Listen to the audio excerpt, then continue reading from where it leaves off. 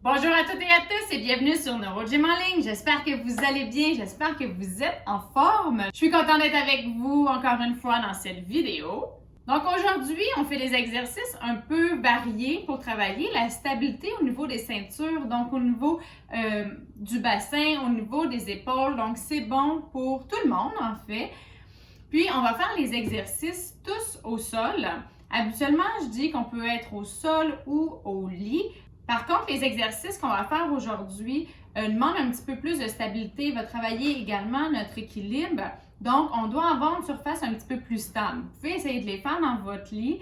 Ça va être plus difficile, donc ça se peut que vous n'arriviez pas à faire les exercices si votre lit est très mou. Sinon, installez-vous au sol si c'est possible pour vous. Également, on va travailler des positions comme à quatre pattes, on va se mettre à genoux, on va travailler dans une position qui s'appelle le chevalier, pour ceux qui connaissent. Donc, ça travaille quand même beaucoup l'équilibre et c'est des positions qui peuvent être parfois difficiles à prendre. Donc, on peut avoir besoin d'un certain support. Donc, si vous avez des troubles d'équilibre ou si vous avez beaucoup de spasticité ou aussi simplement par précaution, ce que vous pouvez faire, c'est tout simplement être près d'un mur, comme ça vous pourrez vous appuyer sur le mur, ou près d'un mur, d'un meuble stable, vous pouvez mettre votre tapis de yoga près de votre divan, près d'une chaise qui est stable, ou avoir quelqu'un à proximité également pour vous aider. Donc, mais avant d'aller chercher tout ça, avant d'installer votre tapis, je vous invite à faire un pouce sur la vidéo ou à faire j'aime. Je vous invite également à vous abonner à notre plateforme. Donc, allez chercher tout ce que vous avez besoin, votre tapis, une chaise si vous avez besoin. Et on se retrouve juste après cette introduction. Excellent! Donc, comme je l'ai dit, on va travailler les exercices qui travaillent la ceinture pelvienne, donc le bassin, et le haut du corps, la ceinture scapulaire, donc des épaules. On va travailler en mise en charge, donc on va aller mettre du poids sur ces régions-là pour faire travailler les muscles stabilisateurs. Comme je l'ai dit également, c'est des positions qui sont parfois difficiles à prendre, qui peuvent être difficiles à maintenir également. Donc, moi, je ne connais pas votre condition, les exercices que je donne sont généraux, puis les conseils également. Donc, si jamais vous n'êtes pas capable de faire les exercices ou qui vous créent de la douleur, ce que vous pouvez faire dans un premier temps, c'est essayer de les modifier. Donc, peut-être pas aller aussi loin, essayez de modifier, trouvez votre façon à vous qui fonctionne. Si ça ne fonctionne pas, alors faites pas les exercices, vous pourrez en faire d'autres. Peut-être que vous pouvez faire des exercices qui vont travailler la même région pour prendre un petit peu plus de force ou peut-être un petit peu plus de mobilité pour être capable d'éventuellement faire les exercices qu'on fait dans la vidéo d'aujourd'hui. Donc, ce qu'on va faire pour le premier exercice, c'est se mettre à quatre pattes et marcher à quatre pattes.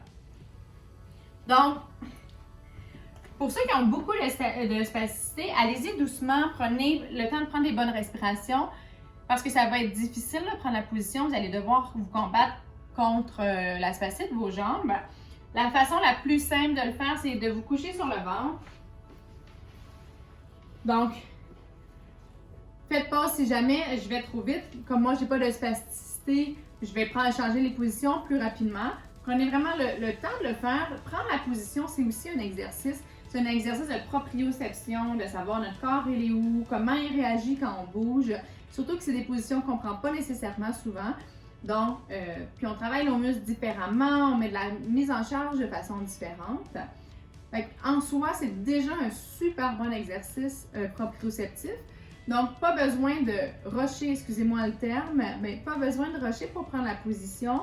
Prenez votre temps, prenez le temps de prendre conscience de ce qui se passe dans votre corps, puis de laisser le temps à votre corps de s'habituer, puis pas réagir, puis aller en spasticité. C'est pas ça qu'on veut. Donc, on y va. Donc, une des façons, c'est juste d'essayer de vous pousser avec les bras comme ça. Si vous êtes très, très spastique, ça va être difficile à les casser, même ça peut presque lever. Donc, essayez de sortir les fesses comme ça et on se tient comme ça. Donc, je vais mettre 30 secondes. Je vais faire des 30 secondes, mais ça se peut que ça soit plus long, que ça se peut que ça soit un petit peu plus court. Mais on va essayer d'être autour de ça. Ce qu'on va faire, je vais vous expliquer pourquoi.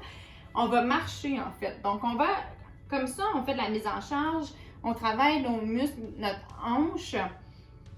Et pour ceux qui ne sont pas capables de se mettre debout souvent ou qui ont un peu moins longtemps, ça va être plus facile parce qu'on isole en fait cette région-là au lieu d'aller chercher au niveau du genou. Donc, ça peut être des bons exercices pour travailler les muscles des hanches, les muscles des jambes, mais de façon plus sécuritaire aussi parce qu'on est au sol et de façon plus isolée, un petit peu plus facile pour certains. La même chose au niveau des épaules, ça fait de la mise en charge, ça fait travailler les muscles stabilisateurs. Donc, sans même qu'on leur demande de travailler, c'est des muscles qui sont posturaux. Donc, en les mettant en mise en charge, juste en leur demandant de tenir notre poids, ils vont travailler. Donc, on ne s'en rend pas nécessairement compte. Si c'est très difficile, vous en rendez compte par contre, bien sûr. Là, ce qu'on va travailler, c'est les muscles comme à la marche. Donc, on va travailler la flexion de hanche, comme ça. Puis, après ça, on va revenir, on va travailler l'extension de hanche. Donc, ce qu'on va faire, on va marcher à quatre pattes. On va faire quelques pas devant et quelques pas derrière. Je pense qu'on va en faire deux. Vous pouvez en faire juste un si c'est très difficile, dépendamment de la grandeur de vos pas également. Donc, on va installer le chronomètre. On va y aller pour 30 secondes. Donc, on y va. Donc, on fait un pas, on apporte un bras devant, la jambe opposée comme ça. L'autre bras, la jambe opposée, le bras, la jambe opposée, le bras, la jambe opposée. Là, on va vers l'arrière, donc on l'amène, donc on fait l'extension. Donc, vous pouvez y aller plus vite. Le bras, la jambe. Mais restez quand même en contrôle. Là, si ça bouge beaucoup comme ça, essayez de rester droit, d'aller dans une seule ligne. Bon, 30 secondes, on a juste le temps de faire un aller-retour. Donc, vous pouvez aller, si vous avez beaucoup de spacité, aller sur vos pieds comme ça, les fesses sur vos pieds. Ça va vraiment aller étirer ici. On va prendre quelques secondes de pause. Donc, si vous avez, peut-être que ça peut être un peu inconfortable au niveau des poignets, vous pouvez tourner les poignets comme ça.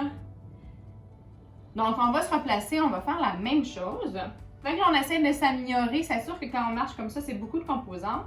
Fait que la composante qui était la plus difficile, essayez de la corriger un petit peu plus. Donc, on se replace et c'est parti. Donc, on peut le faire en même temps. Donc, un bras, une jambe en même temps, comme ça. Ça va aller un petit peu plus vite. Si vous avez un petit peu plus de difficulté, ce qu'on fait, c'est qu'on y va en 4 temps qu'on appelle. Sinon, vous pouvez y aller en 2 temps, comme ça. Donc, le bras et la jambe opposée avancent en même temps. C'est la même chose à la marche. Quand on a une aide technique, donc pour ceux qui ont des béquilles ou si vous avez une canne, c'est avec la jambe opposée. Donc, on revient. Bonjour, Pixie. Donc, excellent. C'est quand même difficile, ça demande beaucoup, ça travaille beaucoup de muscles, ça travaille notre tronc, nos épaules, nos hanches, puis en stabilité aussi. Donc, notre corps est toujours en train de travailler parce qu'il est toujours en stabilité. Puis comme là, j'ai du poids sur mes bras ne sont pas autant habitués d'avoir du poids, donc ça les travaille. Je les sens qu'ils travaillent, c'est pas comme si je soulevais des poids comme ça, mais on le sent quand même bien. Donc, gênez-vous pas pour prendre des pauses si jamais c'est difficile. Comme on travaille tout le corps en même temps, ça peut être très très demandant en fait. Donc, on s'installe, on y va pour notre 3e série. Donc, on marche comme ça. J'ai oublié de le mentionner, mais peut-être que certains ne seront pas capables d'avancer complètement. Juste essayer d'avancer la jambe comme ça, puis d'essayer de la ramener de l'autre côté. Ça se fait tout à fait. Donc, allez-y selon vos capacités, comme je l'ai dit au début, puis que je le dis dans chaque vidéo. Là, je donne une alternative, mais c'est bien d'essayer de trouver vos façons de modifier les exercices pour que vous soyez capable de les faire. Vous pouvez vous inspirer. C'est vous qui êtes le spécialiste de votre corps, qui êtes le spécialiste de vos muscles. Vous savez comment ils réagissent dans différentes conditions, dans différentes situations. Donc, vous pouvez voir ce qui est plus facile pour vous, ce qui est plus difficile. Dans les conditions neurologiques, il n'y a pas une seule, dans la vie en fait, il n'y a pas une seule personne qui est pareille, mais encore plus dans la sclérose en plaques, les paralysies, les troubles de sensation, de sensibilité peuvent être différents puis un peu aléatoires. C'est la même chose pour la lésion médulaire. L'AVC également, c'est un petit peu plus prévisible, je pourrais dire, dans le cas de l'AVC. Mais puis dans les traumatismes crâniens également. Donc, puis juste en général, chez tout le monde, on n'a pas les forces et les faiblesses aux mêmes endroits. Donc, trouvez votre façon de faire qui est adéquate pour vous. Donc, maintenant, ce qu'on va faire, c'est qu'on va en fait aller à genoux et on va se relever comme ça. Donc, si vous voyez, j'espère que vous me voyez bien. Dans le fond, on va travailler l'extension de hanche. Comme ça, je suis en flexion et je me relève comme ça, je travaille l'extension de hanche. C'est un peu le même mouvement qu'on fait quand on veut se relever, quand on est assis. Donc, on va faire ça pendant 30 secondes. Ça demande de l'équilibre, hein? Donc, comme on n'est pas sur une chaise, on n'a pas d'appui-bras, c'est pour ça que je vous ai dit d'avoir soit un mur à proximité ou une chaise stable que vous pouvez mettre vous pouvez vous appuyer pour gérer votre équilibre parce que ça va bouger un petit peu plus. Aussi, on n'a pas des chevilles ici, on n'a pas les mouvements comme ça, on a les genoux, puis les genoux c'est rond. C'est pas du tout le même appui qu'un pied, c'est un petit peu plus instable. Ça peut être parfois un peu inconfortable si vous n'avez pas un tapis de yoga ou vous êtes sur une surface très dure. Vous pouvez mettre des coussins ou une serviette en dessous. Mais on va changer la position fréquemment, donc ça devrait relâcher la pression. Donc on y va, on va faire 30 secondes, vous en faites le nombre que vous êtes capable. C'est parti. Donc on contracte bien les fesses, on essaie d'aller se relever et on contrôle bien en redescendant également. J'ai oublié de mentionner les genoux à la largeur des épaules. Essayez de mettre du poids égal des deux côtés. Donc, si vous avez tendance à moins mettre de poids d'un côté, soit parce qu'il est plus faible ou parce que vous le sentez moins, là, on est bien positionné pour bien voir. Vous pouvez même vous aider avec vos bras pour vous pousser un petit peu plus, mettre un petit peu plus de charge. Excellent, on prend une pause. Donc, c'est un exercice qui est quand même bien. Ça va étirer devant si vous avez un flexeur au niveau de la hanche. Ça travaille bien les fessiers, ça travaille l'équilibre. Essayez, si c'est possible, de ne pas utiliser les bras. Ce n'est pas un exercice pour les bras en ce moment. Si vous avez besoin pour votre équilibre, c'est vraiment important. Donc, même si vous n'êtes pas très haut, vous n'êtes pas aussi haut que quand vous vous levez, si vous tombez, vous pourriez vous faire mal. Je ne veux pas que vous tombiez, certainement pas. Donc, faites attention de bien le faire, d'être bien dans un environnement qui est sécuritaire. Donc, on y va. Deuxième série. Donc, la mise en charge, ce qu'on fait aujourd'hui, donc les exercices ont été pensés pour pouvoir mettre la mise en charge souvent, pendant plus longtemps. Ce que ça fait, la mise en charge, ça fait plein de choses. Premièrement, ça envoie plein d'informations proprioceptives à notre cerveau, parce que quand on est en mise en charge, notre articulation est en congruence, donc est un petit peu comprimée, si je peux dire, mais c'est tout à fait normal. Donc, il y a du poids, puis ça envoie les informations à notre cerveau en disant « Oh, là j'ai du poids, j'ai une sensation de poids. » Nous, on ne le ressent pas nécessairement de façon très prononcée parce que ça serait vraiment désagréable si on sentait toutes nos articulations à chaque fois qu'il y a du poids, mais il y a quand même des choses qui se passent, plus que quand on est dans le loose, donc le contact des deux os ensemble vont stimuler les muscles autour, envoient des informations sensorielles au cerveau, stimule aussi les muscles autour pour stabiliser l'articulation, parce que s'il y a de la mise en charge, ça veut dire qu'il y a du poids, puis quand il y a du poids, il faut que le corps se stabilise pour maintenir ce poids-là, puis maintenir la position. Donc, ça fait travailler les muscles posturaux, puis donc les muscles qui normalement, si on n'est pas en mise en charge ou qu'on ne peut pas travailler comme un biceps, ce que ça fait également, c'est en envoyant des informations sensitives, ça aide également à réduire la spasticité. Donc, on y va pour la dernière série.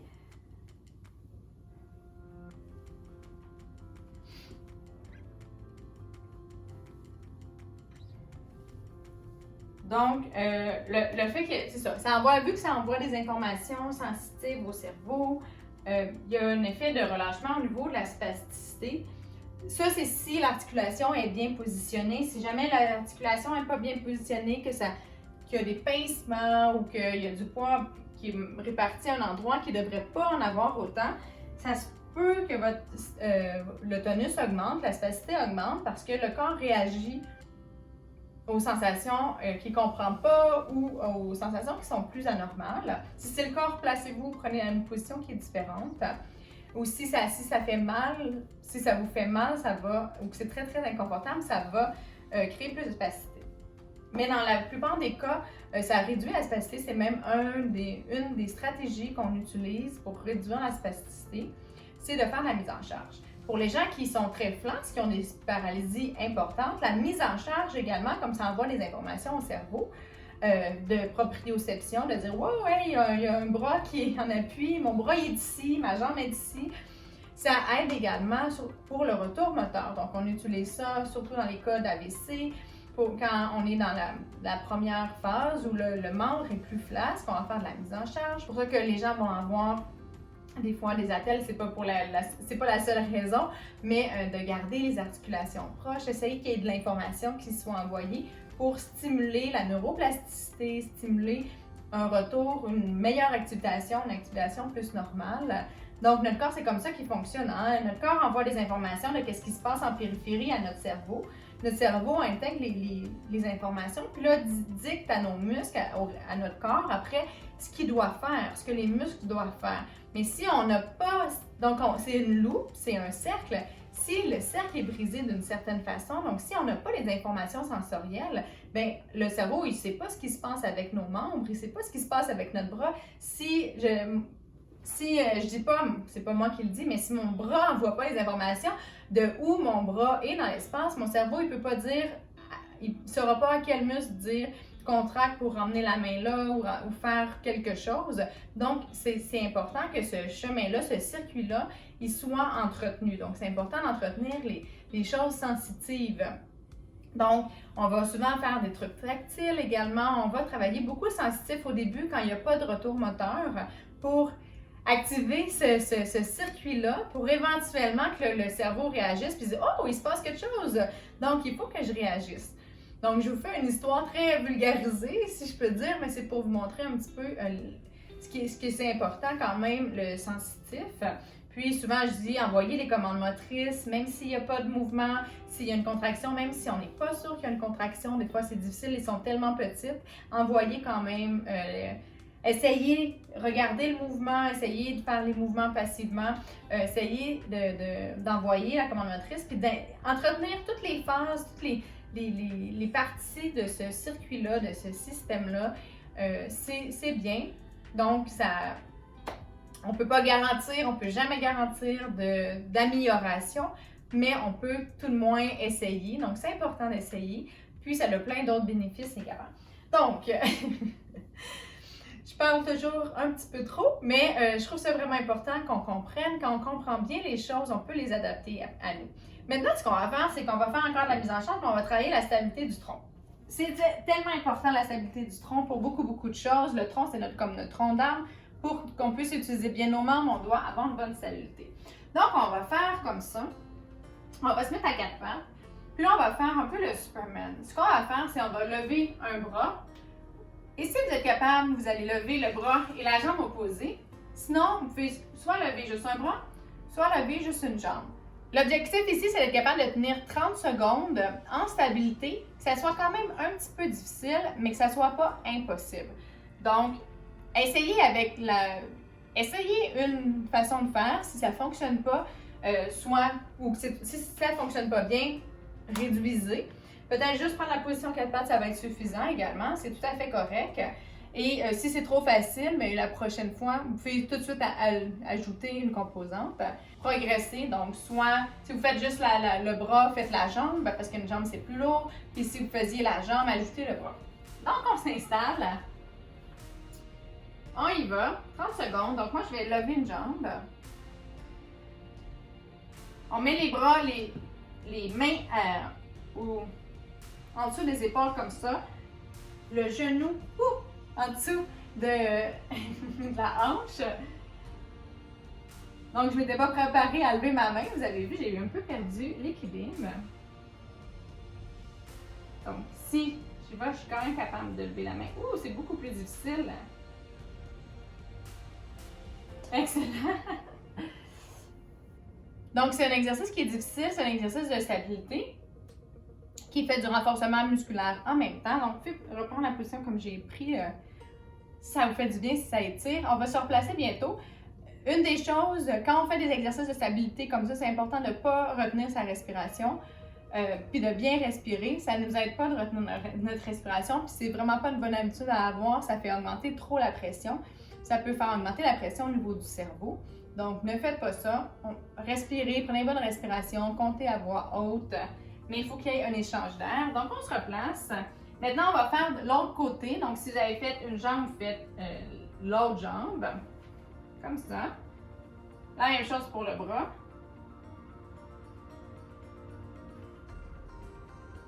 Donc, respirez bien. C'est normal que ça bouge. Je ne sais pas si on le voit bien à la caméra, mais moi, ça bouge. C'est difficile, 30 secondes. Je commence à avoir chaud.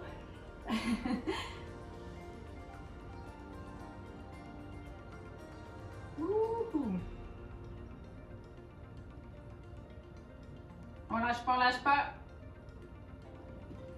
Excellent.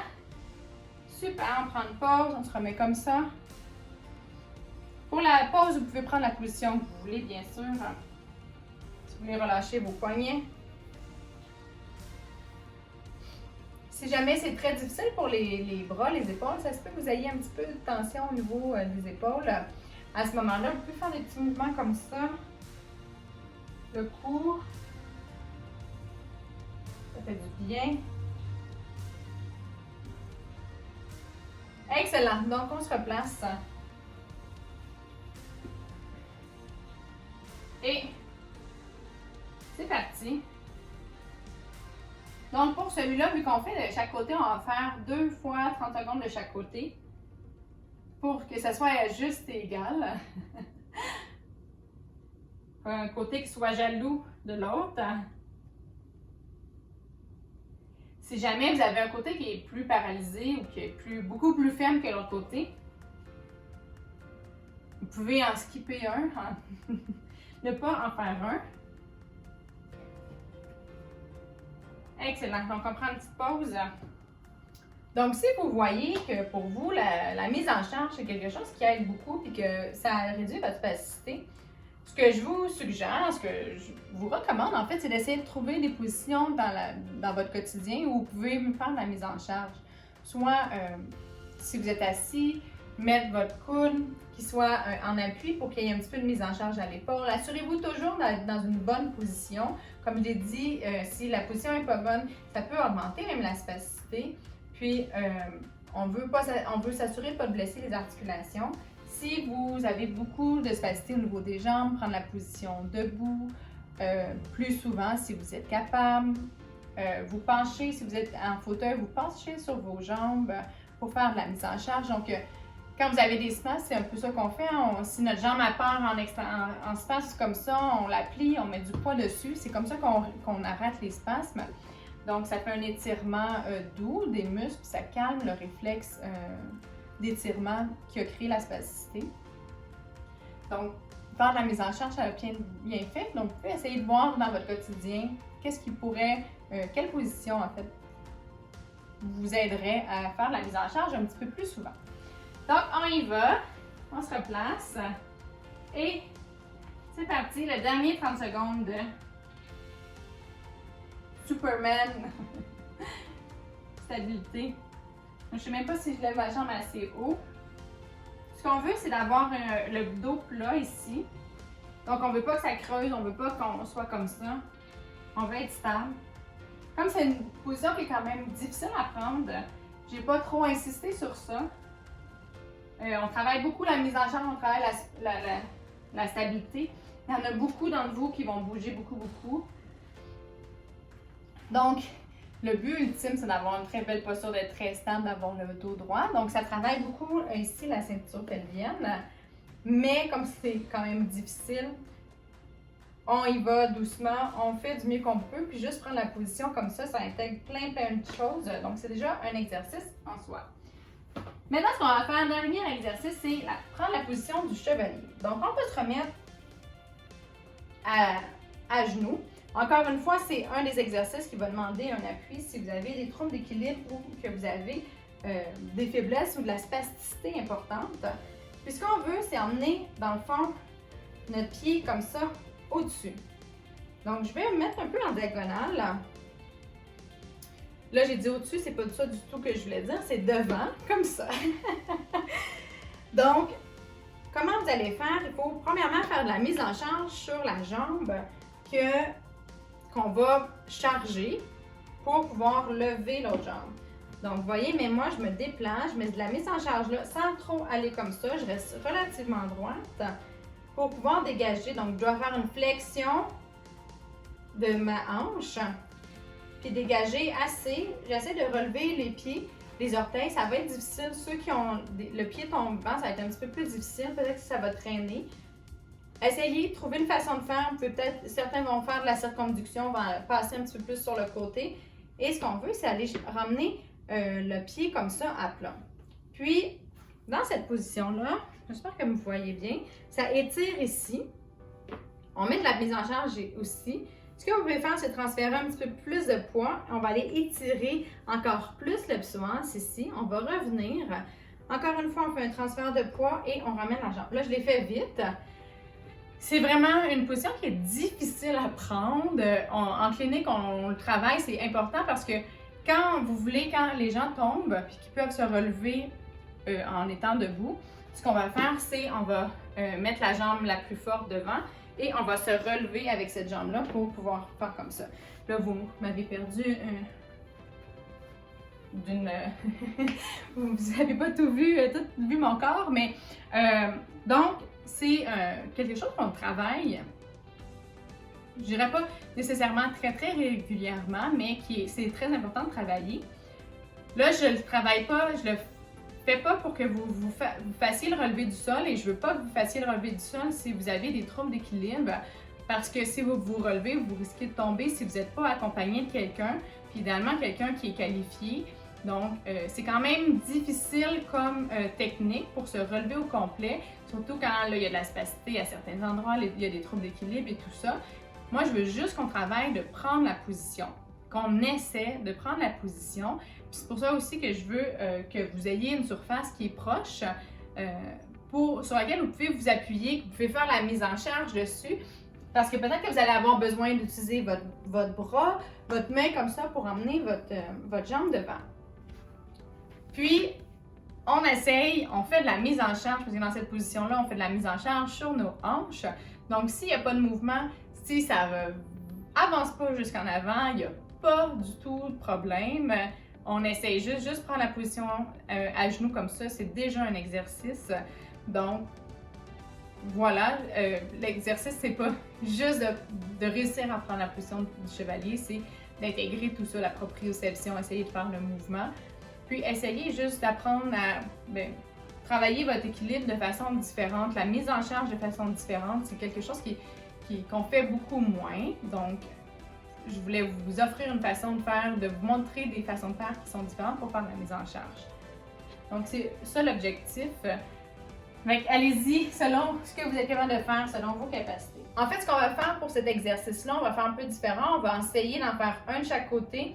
On va prendre une pause, puis on va faire ça 3 fois. Donc, prenez le temps que vous avez besoin pour faire un exercice, de faire une fois de chaque côté. Donc, on s'installe. On se met à genoux, vous pouvez vous tenir, comme j'ai dit. On fait le transfert de poids. Donc, d'un côté, moi, je commence, je fais le transfert de poids à droite et on essaie d'avancer. Vous pouvez vous aider. Et on met le pied devant. Ceux qui ont fait ça vite, restez dans cette position-là, mais contrôlez. Donc, contrôlez le poids sur votre genou droit. Contrôlez le bassin. Vous pouvez même essayer d'aller devant comme ça pour aller tirer un petit peu. Et de faire des petits mouvements. Pour les autres qui ont plus de difficultés, prenez votre temps. Excellent. Donc, moi, je vais ramener ma jambe, ça aussi. Donc, il faut ramener notre poids sur la droite. Essayez de ramener la jambe. Là, j'ai ma serviette qui bouge. Donc, je vais mettre comme ça pour l'autre. Transfert de poids. On amène flexion de genou. On amène le pied comme ça. Là, vous le voyez peut-être pas, mais ça bouge quand même. Là, je fais exprès, là, mais je dois travailler ma stabilité.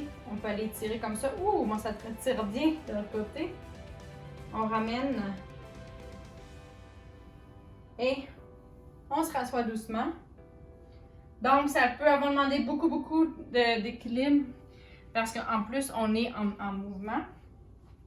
Puis, on se retrouve en fait à mettre, quand on bouge notre jambe, on se retrouve à être en mise en charge d'un seul côté. Donc, unilatéral. C'est comme quand on fait un pas, donc, puis qu'on travaille, qu'on emmène une jambe devant.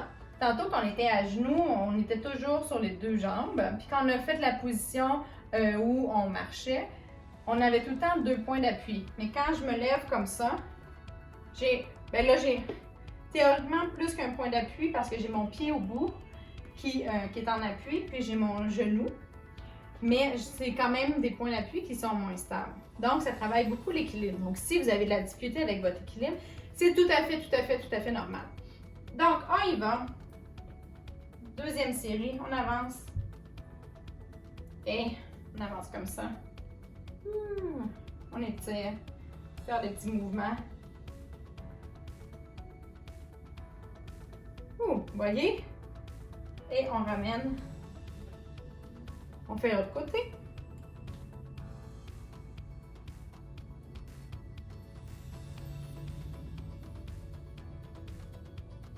Ça tire bien. Ça travaille. Je sens mon quadriceps qui travaille. Les fessiers, bien sûr, qui travaillent. On ramène. Excellent, on prend une pause. On va aller tirer. Donc, ça travaille fort. Un peu partout. Ça travaille la mobilité également. Comme je l'ai dit, on travaille plein de choses en même temps. Donc, on y va. On fait la dernière série. Donc, excellent, on y va. On met de la mise en charge du côté opposé à la jambe qu'on veut bouger. Et on avance la jambe. On peut déplacer comme ça. Excellent. On ramène la jambe. De l'autre côté. Mise en charge. Donc, on travaille bien. Si on bouge beaucoup, on se concentre pour travailler, garder la stabilité, être le plus droit possible. Et on met tout notre poids de l'autre côté, on lève et on ramène comme ça. Excellent! J'espère que vous avez aimé les exercices d'aujourd'hui. Donc, c'était un petit peu différent, un petit peu des façons différentes de travailler la mise en charge, la proprioception, en même temps que faire du renforcement musculaire. Je sais que c'est de la mobilité, ça peut être très difficile pour certains. J'espère que vous avez été capable de faire les exercices quand même avec nous en les modifiant selon vous, selon vos capacités. Donc, c'est des bons exercices pour la mobilité en général. Vous pouvez essayer de les refaire, puis vous allez pouvoir voir peut-être une progression. Certains exercices comme la marche à 4 pattes ou même prendre le chevalier, parfois on a besoin d'une aide externe. Donc, si c'est le cas, je vous invite à consulter un professionnel de la réadaptation pour avoir des sessions. Donc, des fois, d'avoir un petit coup de pouce, un petit coup de main, en fait, des hands-on, ça nous aide à accomplir plus de choses. Mais vous pouvez bien sûr les faire à la maison et les répéter jusqu'à temps que vous soyez capable de les faire comme vous voulez. Donc, je rappelle par contre, hein, on se met pas de pression. C'est pas une compétition, puis c'est pas une comparaison également. La seule comparaison qu'il y a à avoir, c'est avec nous-mêmes, d'une semaine à l'autre, d'un mois à l'autre. Est-ce qu'on s'améliore? Donc, notre seul objectif, ça devrait être de s'améliorer.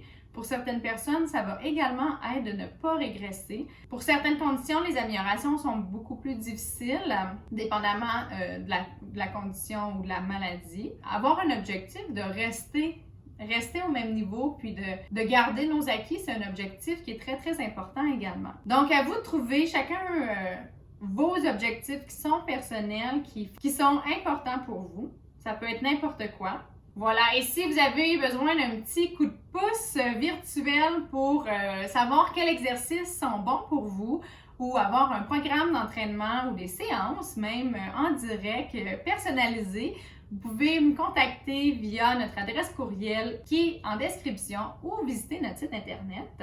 Ça va me faire plaisir de faire une séance avec vous et de vous faire un programme d'entraînement qui est totalement adapté pour vous. Si vous avez aimé la vidéo, je vous invite à faire un pouce ou à faire j'aime. Je vous invite également à nous suivre sur nos différentes plateformes, donc Facebook, YouTube et Instagram. et à partager en grand nombre aux personnes que ça pourrait intéresser et aider. Sur ce, je vous dis merci d'être avec nous, je vous souhaite une excellente journée et à bientôt dans une prochaine vidéo.